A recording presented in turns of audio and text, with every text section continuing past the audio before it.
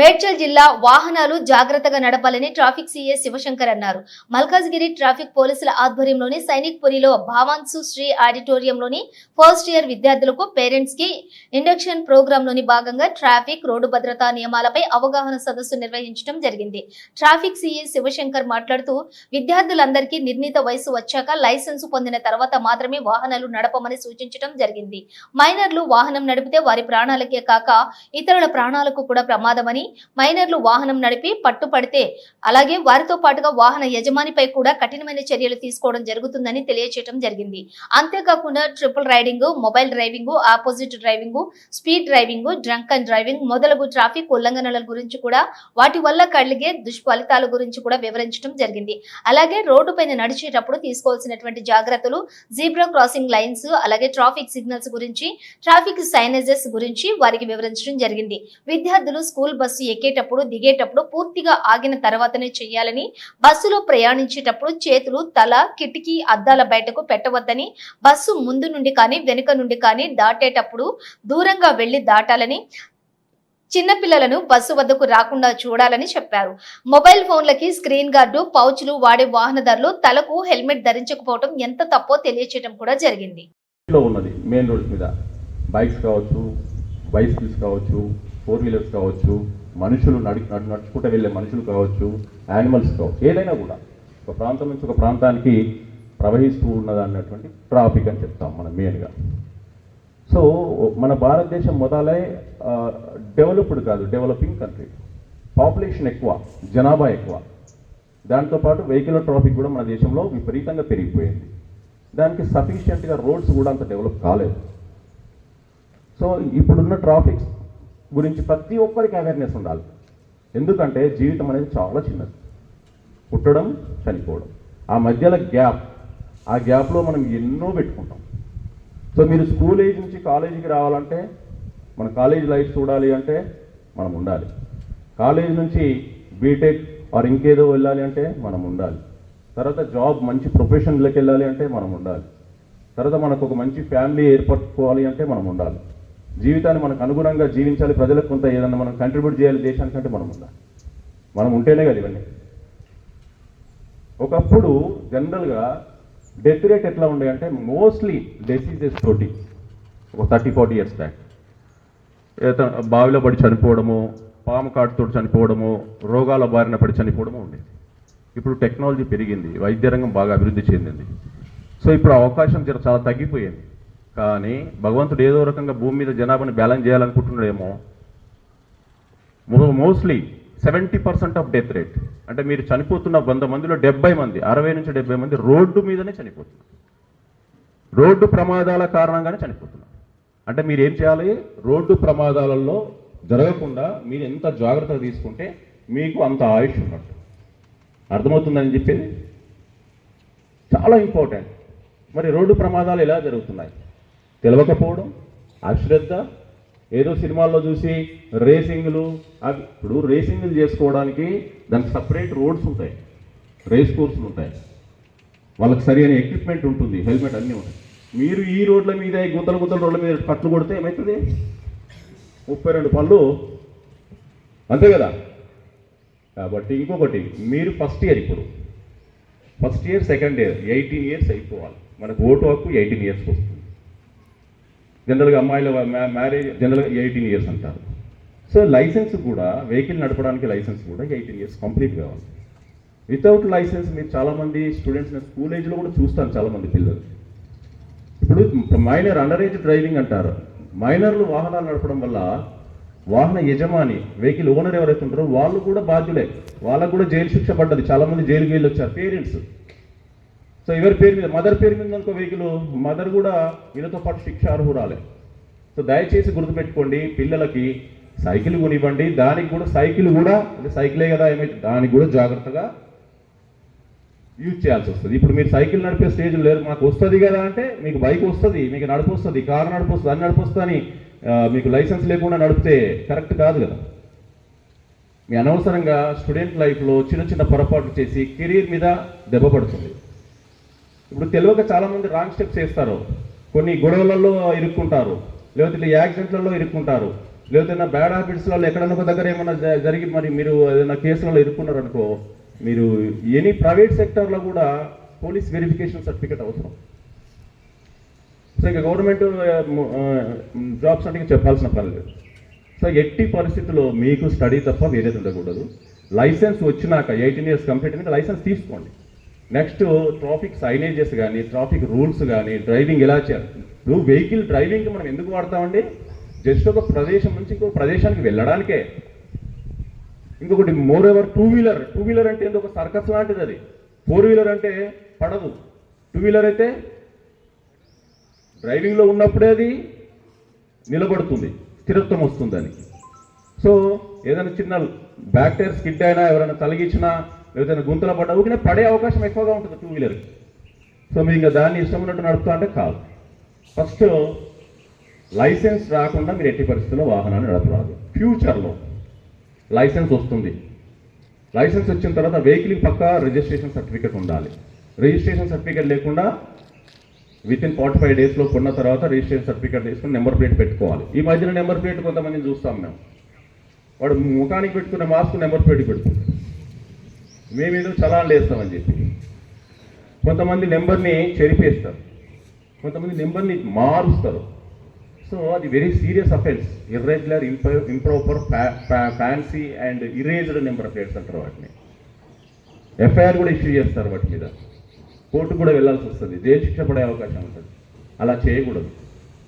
మనము కరెక్ట్ రూట్లో వెళ్ళినప్పుడు మనం భయపడాల్సిన పని ఏంది? నెంబర్ ప్లేట్ ప్రాపర్గా పెట్టుకొని, హెల్మెట్ పెట్టుకొని, లైసెన్సు, ఆర్సీ, ఇన్సూరెన్సు, పొల్యూషన్, మీకు వెహికల్ సంబంధించిన డాక్యుమెంట్స్ ఏవైతే ఉన్నాయో అవి ప్రాపర్గా మెయింటైన్ చేసినప్పుడు పేరెంట్స్, పెద్దవాళ్ళకు కూడా నేను చెప్తున్నాను, మీరు ఎవరికి భయపడాల్సిన పని ఏం లేదు. అసలు హెల్మెట్ పెట్టుకున్న వాళ్ళు మేము జనరల్గా కూడా ఆపం, అన్నీ ఉండుంటాయి అని ర్యాండమ్గా మేము ఏదైతే విజబుల్గా హెల్మెట్ లేని వాళ్ళని, ట్రిపుల్ రైడింగ్ ఉన్న వాళ్ళని, లేదా సెల్ ఫోన్ డ్రైవింగ్ చేసే వాళ్ళని, రాంగ్ రూట్లో వెళ్ళే వాళ్ళని ఒక్కటి గుర్తుపెట్టుకోండి, హెల్మెట్ యొక్క ప్రాముఖ్యత చెప్తాను నేను. దాని గురించి ఒక చిన్న నేను ఫ్లెక్సీస్ కూడా అక్కడక్కడ పెట్టడం జరిగింది. ఇప్పుడు రాబోయే వినాయక చవితి కూడా వస్తుంది త్వరలో. వినాయకుడు ఫస్ట్ పార్వతీమాత పిండి బొమ్మతోటి, నలుగు పిండితోటి వినాయకుడు తయారు చేసుకొని తనకు ఇంటికి కాపలాగా పెట్టి ఇంట్లో స్నానం చేయడానికి వెళ్ళినప్పుడు పరమశివుడు వస్తే ఇతను అడ్డుకుంటాడు. అరే నా ఇంట్లో నాకే నువ్వు అడ్డగింప అని చెప్పి త్రిశూలంతో తల తీసేయడం జరుగుతుంది. తర్వాత తల్లి వచ్చి, పార్వతీదేవి వచ్చి ఎక్స్ప్లెయిన్ చేస్తుంది, నేను ఇట్లా చేసినాం, మనకు కుమారుడే అని చెప్పి. ఆ తర్వాత బాధపడుతుంటే మళ్ళీ గజాసురుడు అనే రాక్షసుని యొక్క తలను తీసుకొచ్చి. అందుకే వినాయకునికి తల ఎలా ఉంటుంది? ఏనుగు తల ఉంటుంది కదా. ఆ వినాయకుని యొక్క స్లోగన్ నేను పెట్టడం జరిగింది, ఒక తల పోతే రెండో తల పొందలేరు నాలాగా, ప్లీజ్ వియర్ హెల్మెట్ అని వినాయకుడు హెల్మెట్ ఇస్తున్నట్టుగా.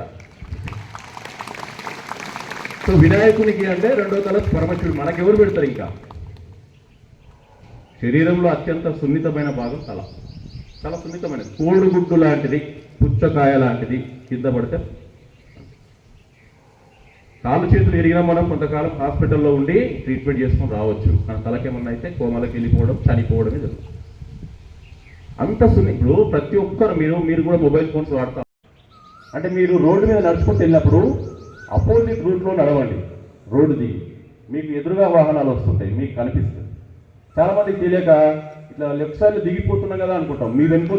మీ వెనకాల వచ్చే డ్రైవర్ యొక్క వారి నడపం మీద మీకు మీ జీవితం ఆధారపడుతుంది.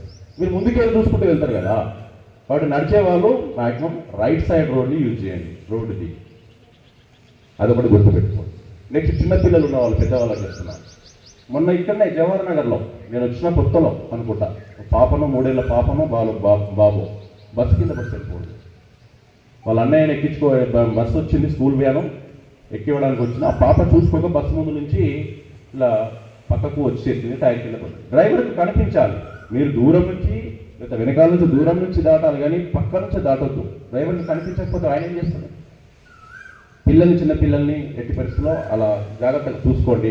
బస్సులో ప్రయాణించేటప్పుడు చేతులు పెట్టడం, తల పెట్టడం, అక్కడ ముందు ఉన్న వాళ్ళకి మళ్ళీ వీళ్ళు తల పెట్టి వాళ్ళని పిలవడం, ఇలాంటివి చేయకూడదు. నేను చిన్న ఉన్నప్పుడు డైరెక్ట్ చూసిన హ్యాండ్ కట్ అయిపోయింది బస్సులో ప్రయాణించే చేయి. పక్క నుంచి వేరే ఇసుక లారీ ఒకటి వచ్చేసి చేయి కట్ అయిపోయింది మొత్తం బ్లడ్ బస్సులో. సో ఇలాంటి చిన్న పొరపాటు నాకు జరుగుతాయా అంటే మనం మానవులమే కదా. ఇంకో ఫ్లెక్సీ కూడా నిన్న కూడా అవేర్నెస్లో పెట్టాను. యమధర్మరాజు, ఏయ్ హెల్మెట్ పెట్టుకుంటావా, నన్ను రమ్మంటావా? ఎందుకంటే హెల్మెట్ లేదనుకో ప్రమాదం జరగనంత వరకు ఓకే, ప్రమాదం జరిగితే మాత్రం నీ పక్కనే మృత్యు ఉన్నట్టు గుర్తుపెట్టుకో. ఇంకొకరు సెల్ ఫోన్ మాట్లాడుతూ పోతారు, ఇక పుష్పలాగా ఇట్లా పెట్టుకొని. సెల్ ఫోన్ డ్రైవింగ్ అనేది అటెన్షన్ డైవర్షన్, మన మైండ్ అటెన్షన్ డైవర్షన్లో ఉంటుంది. జనరల్గా మీరు ఆలోచించండి, సెల్ ఫోన్ మాట్లాడుతున్నప్పుడు మనం పర్సన్ ఇమాజినేషన్లో ఉంటాం, అతను చూస్తున్నట్టు, అతనితో మాట్లాడుతున్నట్టు, వాళ్ళు మన ముందరికే ఉన్నట్టుగా ఒక ఫీలింగ్లో ఉంటాం మాట్లాడుతున్నప్పుడు. అంటే మైండ్ కొంత సబ్కాన్షియస్ వాళ్ళ వైపు ఉంటుంది. ఆ టైంలో సడన్గా గుర్తు వచ్చినా, ఎవరైనా అడ్డం వచ్చినా, ఇంకేదైనా వచ్చినా సడన్గా దాన్ని బ్యాలెన్స్ చేయలేకపోతారు, యాక్సిడెంట్ అయిపోతుంది. చాలా వీడియోస్ ఉన్నాయి, మీరు యూట్యూబ్లో చూడవచ్చు. Cell phone driving, opposite driving, ఇవన్నీ. హెల్మెట్ ఉండడం వల్ల బస్సు కంటైనర్ కింద పడ్డ తల కూడా స్లిప్ అయి, హెల్మెట్ ద్వారా స్లిప్ అయ్యి అతను తల బయటకు వచ్చి అతను బతికింగ్ చేసినప్పుడు వీడియోస్ ఉన్నాయి. హెల్మెట్ ఉండదు. సో ఇలా మన నెక్స్ట్ హలో హలో అని వాడు ఫోన్ చేస్తా ఉంటాడు. నువ్వు ఎవరికి కాల్ చేస్తావో కానీ నీ కాల్ నాకు కనెక్ట్ అయ్యి వస్తున్నాను ఉండు అంటున్నాడు యమధర్మరాజు. నువ్వు ఎవరికి కాల్ చేస్తావో నాకు కనెక్ట్ అయ్యింది. సో ఇప్పుడు నేనేం చెప్తానంటే ట్రాఫిక్ రూల్స్ పక్కా పాటించాలి. ఇప్పుడు ట్రాఫిక్ రూల్స్ పాటించకపోతే ఏమవుతుంది? ప్రమాదాలు జరిగితే ఇటు హాస్పిటల్లో బిల్లులు నష్టం, ఇటు పైసలు నష్టం. ఓవైపు పైసలు నష్టం, ఓ దిక్కు ప్రాణాలు నష్టం. డబ్బులు ఎవరికి ఊరికే రావు అని లలిత జ్యువెలర్స్ అంటాడు కదా, డబ్బులు ఎవరికి ఊరికే రావు, ప్రాణాలు పోతే మళ్ళీ రావు అని నేను ట్రాఫిక్ పోలీసుల తరఫున చెప్తున్నాను. డబ్బులు ఎవరికి ఊరికే రావు, ప్రాణాలు పోతే మళ్ళీ రావు. కాబట్టి మనము ట్రాఫిక్ రూల్స్ పక్కా పాటించండి. అంత ఇప్పుడు ప్రతి ఒక్కరు మీరు కూడా మొబైల్ ఫోన్స్ వాడుతూ ఉంటారు, పెద్దవాళ్ళు కూడా. మొబైల్ ఫోన్స్కి ఏమో స్క్రీన్ గార్డులు, పౌచ్లు అన్నీ వేసుకుంటారు. వెహికల్ నడుపుతూనేమో తలకి హెల్మెట్ పెట్టుకోరు. ఓ 10-20 వేల ఫోన్, 50 వేల ఫోన్లు ఎన్నట్టు అని కొనుక్కోవచ్చు. ఫోన్లకు ఇచ్చే ఇంపార్టెన్స్ తలకి ఇవ్వరు. అవునా కదా? తల చాలా ఇంపార్టెంట్. ఏదో సినిమాల బ్రహ్మానందం హేమ కప్పు అదే కాఫీ తీసుకొని వస్తుంది. సాసర్లో కప్పు, కప్పులో కాఫీ ఉంటే సరిపోద్దా? కాఫీ వేడి కూడా అక్కర్లేదా? కొంచెం వాడు అంటే మీరు కూడా కొంచెం వాడాలి. Use your brain, use your head and wear helmet. ఖచ్చితంగా హెల్మెట్ ధరించండి, మర్చిపోకండి, దయచేసి మర్చిపోకండి. హెల్మెట్ మాత్రం మర్చిపోకండి. ఇప్పుడు ఎంతోమంది నేను చెప్తాను, సెలబ్రిటీస్నే, కోమటిరెడ్డి వెంకటరెడ్డి వాళ్ళ అబ్బాయి, మహమ్మద్ అజారుద్దీన్ వాళ్ళ అబ్బాయి, కోట శ్రీనివాసరావు వాళ్ళ అబ్బాయి, నారాయణ విద్యా సంస్థ నారాయణ వాళ్ళ అబ్బాయి, చాలామంది ఈ అతివేగము, హెల్మెట్ ధరించకపోవడము, ఇలాంటివన్నీ. అదే ఇవైతే మంచిగా ఉంటారు. మీరు మంచిగా ఎంత మంచిగా వింటున్నారు. సాయి ధరమ్ తేజ్ తెలుసా? సాయి ధరమ్ తేజ్ చిరంజీవి అల్లుడు, హీరో. అంత పెద్ద యాక్సిడెంట్ అయింది, సర్వైవ్ అవ్వడానికి ప్రధాన కారణం తెలుసా? హెల్మెట్ ఉండడం. హెల్మెట్ లేకపోతే చనిపోయేవాడు. కాబట్టి హెల్మెట్ చాలా ఇంపార్టెంట్. నెక్స్ట్ అదేవిధంగా 4 వీలర్ నడిపేవాళ్ళు సీట్ బెల్ట్ అనేది చాలా ఇంపార్టెంట్. గుర్తుపెట్టుకోండి, మీ పాత్రని, మీ ఇంట్లో మీ పాత్రని, అంటే మీ రోల్ని, మీ ప్లేస్ని ఎవరు రీప్లేస్ చేయలేరు. ఏదైనా జరుగుతుంది, మీ ప్లేసే. సో మీరు లేని లోటు ఎవరు పూడ్చలేరండి. కాబట్టి మీరు అన్ని జాగ్రత్తలు తీసుకోవాలి. పిల్లలకు కూడా జాగ్రత్తలు చెప్పాలి.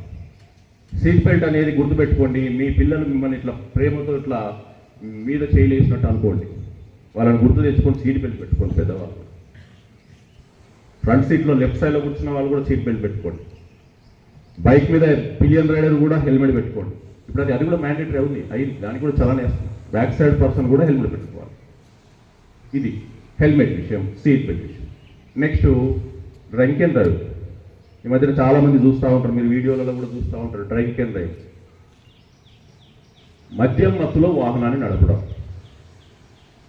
చాలామందికి అసలు అంటే కొంతమంది మాతోటి ఎంతో వాదిస్తూ ఉంటారు. మీరు ఫస్ట్ మందు బంద్ చేపియండి, గవర్నమెంటే మందు అమ్ముతుంది, గవర్నమెంట్ అన్ని లిక్కర్ షాపులు, బార్ షాపులు అవి పెడుతుంది, మమ్మల్ని అంటే మద్యం అమ్మడం అదొకటి, మద్యం అనేది మీ విలాసం, మీ డబ్బులు మీ ఇష్టం, మీ పైసలు పెట్టి ప్రాణం ఖరాబ్ చేసుకోవడం, మీ ఆరోగ్యం, మీ డబ్బులు, మీ ప్రాణం, మీ విలాసం గురించి మీకు అది కొనుక్కోమన్నారు కానీ తాగమన్నారు కానీ తాగి నడపమని చెప్పాలి. ఆ క్లారిటీ మిస్ అయిపోతుంది చాలా. తాగి నడపమని చెప్పింది ఆ చట్టం, తాగి నడపమని చెప్పాలి కదా. మీరు ఎవరైనా పెద్దవాళ్ళు మీరు కూడా వారించాలి. పెద్ద మీ బాబాయిలకు, మామయ్యలకు, ఫాదర్కు ఎప్పుడన్నా అనుకోని పరిస్థితుల్లో ఎక్కడన్నా వెళ్ళినప్పుడు కొంతమందికి హ్యాబిట్ ఉంటే ఉండొచ్చు. బంధువుల ఇంటికి వెళ్ళినప్పుడు, ఫంక్షన్ అయినప్పుడు, తాగినప్పుడు ఎట్టి పరిస్థితుల్లో డ్రైవింగ్ అవాయిడ్ చేయించండి. డాడీ వద్దు, అక్కడే పడుకోండి. లేకపోతే వేరే తాగని వ్యక్తి హెల్ప్ తీసుకొని అతను డ్రైవింగ్ ఇవ్వండి, లేదా బస్కి వెళ్ళిపోండి, క్యాబ్ బుక్ చేసుకోండి. అంతేగాని తాగి రిస్క్ తీసుకోవద్దు. మీ గమ్యస్థానానికి చేరిన తర్వాత ఏం చేసిన పనులు లేకపోతే అక్కడే ఉండిపోండి. ఎందుకంటే మద్యం మత్తులో మైండ్ జడ్జిమెంట్ చేయలేకపోతుంది కరెక్ట్గా. ఫ్రాక్షన్ ఆఫ్ సెకండ్స్లో ఈ యాక్సిడెంట్స్ అయిపోతాయి. మనకు తాగని వ్యక్తి ఏమో అలర్ట్గా ఉంటాడు, ఏదైనా జరిగితే తప్పించుకునే అవకాశం గురించి ఆలోచిస్తాడు. ఇతనికి కనిపిస్తుంది, అనిపిస్తుంది, ఆ లోపలనే కొట్టేసుకుంటాడు, అది తెలియదు. సో దయచేసి డ్రంక్ అండ్ డ్రైవ్ మాత్రం ఎట్టి పరిస్థితులు చేయకూడదు. చాలామంది మేము చూస్తాం. కాబట్టి డ్రంక్ అండ్ డ్రైవ్ ఎట్టి పరిస్థితులు చేయకండి. ట్రిపుల్ రైడింగ్, పిల్లలు ముఖ్యంగా పిల్లలు ట్రిపుల్ రైడింగ్ చేస్తారు. ఒక వెహికల్ మీద ఇద్దరికే సీటింగ్, అది కంఫర్టబుల్గా, డ్రైవర్ కంఫర్టబుల్గా ఉండాలి. ఆటోల్లో కూడా పిల్లల్ని చాలామందిని, చిన్న పిల్లలు ఉన్న వాళ్ళు చెప్తున్నాను, చాలా మందిని ఎక్కించుకుంటాడు. అసలు పక్కకు ఇక్కడొక ఇద్దరు అసలు పైలటింగ్ చేయకూడదు. అంటే పక్కకు వేరే వాళ్ళని ఎవరు కూర్చొనియకూడదు. ఇక్కడ డ్రైవర్స్ ఉన్నారా మేడం ఎవరన్నా? ఓకే. అయితే ఎట్టి పరిస్థితుల్లో కూర్చొనియకూడదు. మీరు కూడా ఎక్కువ మంది ఉంటే మీరు ఎక్కకూడదు. కాబట్టి ట్రిపుల్ రైడింగ్, పరిమితికి మించి వాహనం మీద ప్రయాణం చేయకూడదు. ఏదో మీరు సంతోషానికి చేస్తారు కానీ చాలా మంది ముగ్గురికి ఇట్లా యాక్సిడెంట్ అయ్యి డివైడర్ కొట్టేసుకొని ముగ్గురు చనిపోయిన వాళ్ళు ఎంతమంది స్టూడెంట్స్ నేను చూశాను. దయచేసి ఆ పని చేయొద్దు. లైసెన్స్ ఉండాలి, కంఫర్టబుల్ ఉండండి. జర్నీ చేస్తే, డ్రైవింగ్ చేస్తే రిలాక్స్గా హ్యాపీగా ప్రయాణం చేస్తున్న ఫీలింగ్లో ఉండాలి. అంతే తప్ప ముందు వెళ్ళాలి. కొద్దిగా మీరు ఆఫీస్కి వెళ్ళేదన్నా ఏదైనా వెళ్ళేదన్నా కొద్దిగా ముందు బయలుదేరాలి ఈ ట్రాఫిక్ సిచ్యువేషన్ ప్రకారం. కాబట్టి దయచేసి ట్రిపుల్ డ్రైవింగ్ చేయకండి, డ్రంక్ అండ్ డ్రైవ్ చేయకండి. అపోజిట్ డ్రైవింగ్ అనేది మరీ ఇంపార్టెంట్. అది చాలా డేంజరస్. అదంతా ఎవరు తిరిగి వస్తారు, ఇట్లా షార్ట్ కట్ ఇట్లా క్రాస్లో వెళ్దాం, ఇక్కడే డివైడర్ ఉంది కదా, ఆ డివైడర్ అంటే మనం ఏ రూట్లో ఉంటే ఆ డివైడర్ని యూజ్ చేయాలి కానీ దగ్గర ఉంది కదా అని వెళ్ళకూడదు. మేము చెప్తున్నాము, మేము ట్రైనింగ్లో ఉన్నప్పుడు, అడవుల్లో కూమింగ్లో ఉన్నప్పుడు క్రాస్ కంట్రీ మార్చుకుంటాం. జనరల్గా కొండలు, గుట్టలు, ఎంత ఎత్తున్నా, ఎంత దూరం ఉన్నా కూడా అలాంటి కష్టమైన బాటలో నడుచుకుంటూ వెళ్ళాలి. మేము ఏదో మంచిగా పిల్లబాటు ఉంది కదా అని చెప్పి వెళ్తే అక్కడ మందు పాత్ర పెట్టి లేపేస్తాం. కష్టమైన మంచి ఎప్పుడు కష్టంగానే ఉంటుంది. పెద్దవాళ్ళు చెప్పేది కూడా కష్టంగానే ఉంటుంది. ఒక కొండ ఉంది, గుండుని ఎత్తుకపోవడం కష్టమా, మీకు దొబ్బేయడం కష్టమా చెప్పండి? ఎత్తుకపోవడం కష్టం కదా. మంచి చేరుగానే ఉంటుంది, కష్టంగానే ఉంటుంది. ఏముంది, పోతే ఒక అమ్మాయిని జడబట్టి లాగడం చెప్పదే పోతే చెడ్డ పేరు వచ్చేస్తుంది. ఇంత ఈజీ చెడ్డ పేరు తెచ్చుకోవడం. కానీ మంచి పేరు అంత ఈజీ కాదు. మీరు మంచి దేశ నాయకులని, మంచి గొప్ప పర్సనాలిటీస్ వాళ్ళని ఒక జీవిత చరిత్రలు చదవండి, ఇన్స్పిరేషన్ కలుగుతుంది. ఏమీ లేకున్నా, ఎలాంటి అవకాశాలు లేకున్నా, ఎంత కష్టపడి పోరాడి తట్టుకొని, చిన్నప్పుడు పట్టుకొని నడవాలంటే తర్వాత పెద్దగానే తట్టుకొని, అలా తట్టుకొని విజయం సాధించిన ఎంతో గొప్ప వ్యక్తుల యొక్క జీవితాలను గురించి చదువుకోండి. మీకు కూడా తెలుసు, మనకి ఇప్పుడు అన్ని ఫెసిలిటీస్ ఉన్నాయి, మీ పేరెంట్స్ అన్ని కల్పిస్తున్నారు. ప్రతిదీ మీరు చదువుకోవడమే లేదు. దాన్ని పక్కన పెట్టి ఫ్రెండ్స్ కూడా మంచి ఫ్రెండ్స్ ఉండాలండి. మంచి ఫ్రెండ్స్, మీ చుట్టుముట్టు మంచి ఫ్రెండ్స్ ఉండాలి. అలా చూసుకోవాలా. కాబట్టి ఇంకొకటి, cell phone driving, drunk and driving, opposite driving. Road మీద నడిచేటప్పుడు పెద్దవాళ్ళు కూడా చిన్నపిల్లల్ని రోడ్డు మీద పెట్టి నడుచుకుంటూ తీసుకెళ్తుంటారు. వీళ్ళు కింద నిలబడి ఎల్బీ నగర్లో ఇట్లే స్కూల్ అబ్బాయిని 8th క్లాస్ 7th క్లాస్ ఇట్లా పట్టుకొని తీసుకెళ్తుంటే వెనకాల నుంచి లారీ వచ్చేసి పిల్లగాని తీసుకెళ్ళి. మేము చదువుకున్న సమయంలో కొంతమంది చెప్పేవాళ్ళు, ఇంటర్మీడియట్ అంటే ఏంటో కాదు, ఇన్ టర్మ్ ఈడియట్ అంటే మిడిమిడి జ్ఞానం, తెలిసి తెలియని వయస్సు, భావోద్వేగాలు ఎక్కువగా ఉంటాయి, హార్మోనల్ చేంజెస్. సో ఇప్పుడు మీకు అంతా తెలిసినట్టుగా ఉంటుంది. తల్లిదండ్రులని చిన్నప్పుడేమో చిన్నగా ఉన్నప్పుడు మా డాడీ చాలా హీరో, మా డాడీ గొప్పవాడు, మా డాడీ ఇలా చేస్తాడు, మా మమ్మీ ఇలా చేస్తాను, చాలా గొప్ప. కొద్దిగా వయసు పెరుగుతూ ఉంటుంటే ఏంటమ్మా నీకు తెలియదు ఊరుకో, డాడీ మీకు తెలియదు ఊరుకో, మాకు తెలుసు అదంతా అని అనుకునే స్టేజ్ నుంచి తర్వాత కోప్పడే స్టేజ్కి వస్తారు. మళ్ళా ఎట్ ద టైమ్ ఆఫ్ మీరు ఎప్పుడైతే తల్లిదండ్రులు అవుతారో అప్పుడు ఫ్యూచర్లో తర్వాత నిజంగా మా డాడీ చాలా గ్రేట్ కదా, మళ్ళీ అక్కడికి వచ్చేస్తారు. చిన్నప్పుడు ఎలానైతే ఫీల్ అయ్యారు పేరెంట్స్ని, చివరిగా మళ్ళీ అదే స్టేజ్కి వచ్చేస్తారు. అసలు మాకు తెలియక మేము ఎన్నోసార్లు అన్నాము వాళ్ళని చులకనగా భావించాం. ఇప్పుడు గుర్తుపెట్టుకోండి, తల్లిదండ్రులను, గురువులను, పెద్దవాళ్ళను ఎప్పుడు దూషణ చేయకూడదు. మనకెంత కోపం వచ్చినా ఏదొచ్చినా ఒక్క మాట వాళ్ళు నవ్వకూడదు. వాళ్ళు చేసేది మన గురించే. మీ గురించి ఎవరన్నా ఆలోచిస్తున్నారు ఈ లోకంలో, మీరు ఆలోచిస్తున్నారో లేదు, మీ గురించి ఎప్పుడు ఆలోచిస్తున్నది ఎవరైనా ఉన్నారు అంటే వాళ్ళు మీ తల్లిదండ్రులు. ప్రతి క్షణం వాళ్ళు చేసే ప్రతి పని, వాళ్ళు కుటుంబ పోషణ గురించి కావచ్చు, మీ ఎడ్యుకేషన్ గురించి కావచ్చు, మీ భవిష్యత్తు గురించి కావచ్చు, మీ ఫ్యూచర్లో మీ పెళ్లి ప్రతి దాని గురించి వాళ్ళకు బాధ్యత. ఆ బాధ్యతని మీరు అర్థం చేసుకోవాలి. వాళ్ళ కలలేందో, వాళ్ళ కోరికలేందో అర్థం చేసుకోవాలి. ఇప్పుడు మనిషి అయి పుట్టినవాడు కనీసము ఏమన్నా గొప్ప పనులు చేయకున్నప్పుడే భూమి మీద ఒక మొక్కను నాటమని చెప్తారు. ఎందుకంటే ఆ మొక్క పెరిగి పెద్ద అయిన తర్వాత కాయలనిస్తుంది, పళ్ళనిస్తుంది, కలపనిస్తుంది, గాలినిస్తుంది, ఎన్నో ఉపయోగాలు ఉన్నాయి.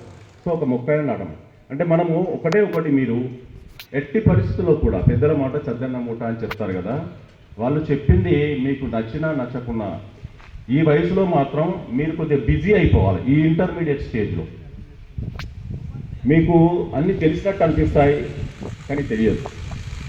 సో మీకు ఇంకా కొంత పరిణతి రావాలి, మీరు ఇంకా మైండ్ మెచ్యూరిటీ లెవెల్స్ రావాలంటే ఒక గ్రాడ్యుయేషన్ అయిపోతే మీకు సెల్ఫ్గా మీకు ఆలోచన శక్తి మీకు వస్తుంది.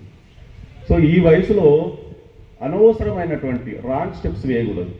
మీరు కొత్తగా ఇప్పుడు స్కూల్లో మొదటి మెట్టు 10th క్లాస్ అయిపోయి పాఠశాల ఎడ్యుకేషన్ నుండి నెక్స్ట్ ఇప్పుడు కళాశాలకు కాలేజ్ ఎడ్యుకేషన్కి వచ్చారు.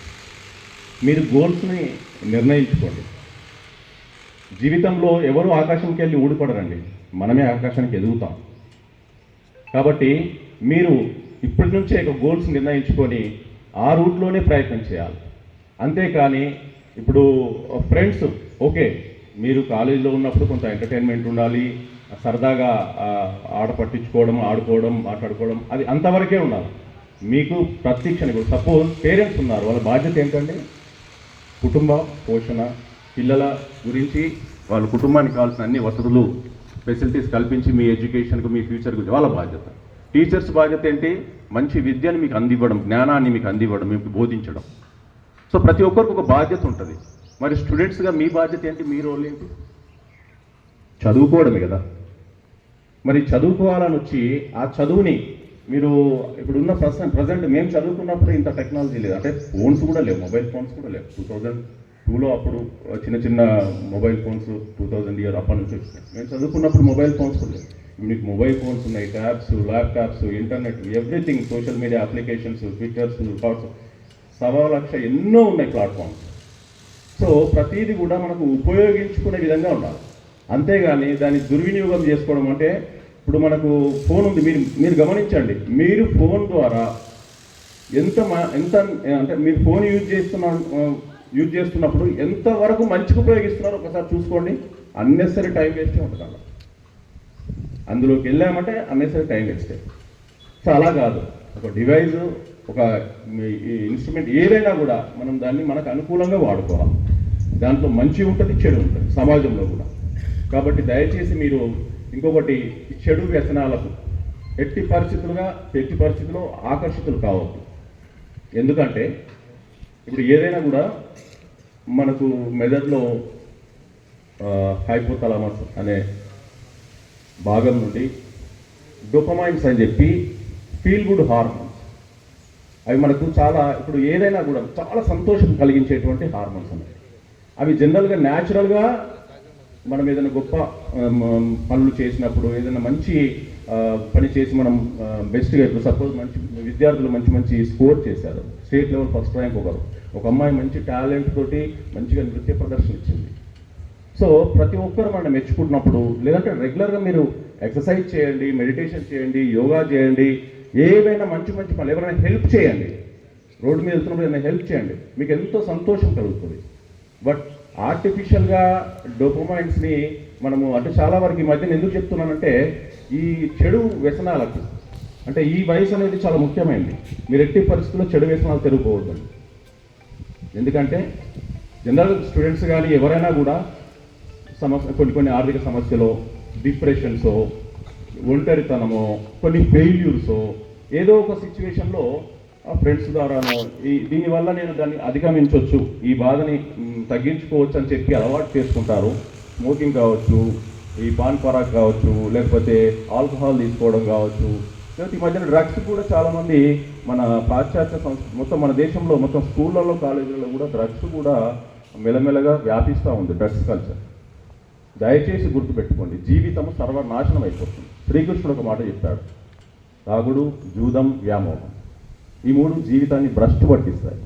తాగుడు అంటే నువ్వు ఏదైనా మత్తు పదార్థాలు తీసుకోవడం, జూదం అంటే అప్పుడు జనరల్గా ఈ పందాలు పెట్టడం, లేదా పత్తాలు ఆడడం. ఇప్పుడు బెట్టింగ్స్ వచ్చింది ఇప్పుడున్న కల్చర్. పిల్లలు చాలా అడిక్ట్ అయిపోతున్నారు. దాని గురించి ఎక్కడెక్కడ అప్పులు చేస్తూ ఉన్నారు, ఆన్లైన్లో మనీ తీసుకుంటాం. చాలా ఎన్ని అంటే డూస్ ఉన్నాయి అక్కడ. అంటే మనకు మంచి ఉంది, చెడు ఉంది. సో దాన్ని కరెక్ట్గా మీరు చూసుకోవాలా.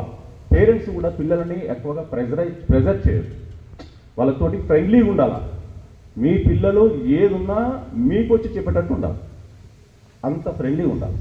చిన్నగా ఉన్నప్పుడు కోప్పడవచ్చు, తిట్టవచ్చు, మీకు వచ్చి చెప్పేటట్టు ఉండాలి, అంత ఫ్రెండ్లీగా ఉండాలి. చిన్నగా ఉన్నప్పుడు కోప్పడవచ్చు, తిట్టవచ్చు, కానీ ఈ ఏజ్లో వచ్చినప్పుడు పిల్లల్ని వాళ్ళకి మంచిగా ఫ్రెండ్గా ఉండాలి. ప్రతి ఒక్కటి తెలియజేయాలి. అలా అని చెప్పి ఏదో బంధించినట్టుగా. ఇది సర్కస్ పులి అనే ఒకటి మంచి స్టోరీ కూడా విన్నాను. సర్కస్లో పెంచిన తర్వాత కొంతకాలానికి అది దాన్ని తీసుకెళ్ళి అడవిలో వదిలేసిన తర్వాత వేట కుక్కలు కలిసి దాడి చేసి చంపాయట. అంటే ఎందుకైంది? దాని సహజ స్వభావం అది కోల్పోయింది సర్కస్లో అన్ని ఆడించడం వల్ల. ఇప్పుడు పాము పుసకొట్టాలి, తేలు కొండితోటి కాటేయాలి, ఇప్పుడు పిల్లులైన కుక్క మొరగాలి. సో పులి అనేది తన యొక్క సహజ స్వభావాన్ని కోల్పోయింది. సో మనం కూడా సహజ స్వభావం పిల్లలకి జనరల్గా ఇది ఎందుకంటున్నాడు, అంత సున్నితంగా కూడా పెంచకూడదు పిల్లల్ని. పబ్లిక్లో మంచి ఉంటుంది, చెడు ఉంటుంది, మంచి వాళ్ళు ఉంటారు, చెడ్డ వాళ్ళు ఉంటారు. ప్రతి దగ్గర, ప్రతి డిపార్ట్మెంట్లో, ప్రతి వ్యక్తులలో, ఫ్రెండ్స్లో, చుట్టాల్లో, బంధువుల్లో, ఇంటి పక్కకు ఎక్కడైనా కూడా మంచి ఉంటుంది, చెడు ఉంటుంది. వాళ్ళకు డూస్ డోంట్ వాళ్ళకి ఎక్స్ప్లెయిన్ చేయాలి, మంచి ఏంటి, చెడు. పిల్లలు కూడా అర్థం చేసుకోవాలి. మా మమ్మీ, మా డాడీ అనవసరంగా ఒత్తిడి పెడతా ఉంటారు, ఊరికే నన్ను ఏం చేస్తున్నావు అంటూ ఉంటారు, డౌట్ పడతాం. చూడండి, విలువైన వస్తువులు ఉంటాయి మనకు, బంగారము, డబ్బులు ఎక్కడ దాచుకుంటాం మనం? జనరల్ బీరువాల్లో, బ్యాంక్ లాకర్లో.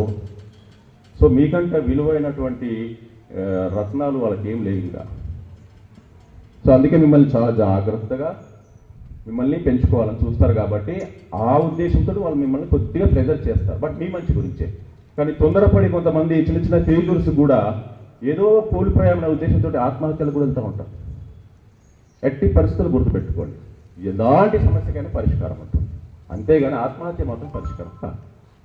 మీరు ఏదో సబ్జెక్టులో మంచి మార్కులు రాలేదనో, అనుకున్నది సాధించలేదనో, ఒకటి సాధించకపోతే ఇంకొకటి. రవీంద్రనాథ్ ఠాగూర్ మనకు జనగణమన రాసిన రవీంద్రనాథ్ ఠాగూర్ మెట్రికులేషన్ 10th క్లాస్లో 10 times ఫెయిల్ అయ్యారు. మరి ఫస్ట్ నోబెల్ ప్రైజ్ మన ఇండియా నుంచి. మరి ఎలా సాధ్యమైంది? సో కాబట్టి పట్టుదల ఉంటే కానిది లేదు. ఫెయిల్యూర్స్ అనేది మనము దాన్ని ఛాలెంజ్గా తీసుకోవాలి, మళ్ళీ ప్రయత్నం చేయాలి. గొప్ప గొప్ప సివిల్ సర్వీసెస్ సాధించే వాళ్ళకు first attempt, second attempt, third attempt, ఇట్లా ఎన్నో అటెంప్ట్ చేసి చివరికి సాధించే వాళ్ళు చాలామంది. అసలు ఇంత మంచి స్కూల్లో ఫస్ట్ మీరు ఇందులో అడుగు పెట్టడమే మీ అదృష్టం, ఈ కాలేజీలో. ఎందుకంటున్నా, ఇప్పుడున్న కాలేజీలు ఎక్కడ చూసినా కూడా అసలు గ్రౌండ్స్ లేవు, చక్కని ఎన్విరాన్మెంట్ లేదు, మోరల్ వాల్యూస్ లేవు, వాళ్ళు కమర్షియల్. సో ఇక్కడ నేను 1 year అవుతుంది నేను వచ్చి ఇక్కడ మన మల్కాజ్గిరికి. అంతమందికి స్కూల్లో కూడా, primary school and high school స్టూడెంట్స్కి నేను ట్రాఫిక్ అవేర్నెస్ క్రియేట్ చేయడం జరిగింది. అప్పటి నుంచి చూస్తున్నాను, అసలు రాసిపెట్టి ఉండాలి ఇందులో చదువుకోవాలి. కాబట్టి దీన్ని మంచిగా వినియోగ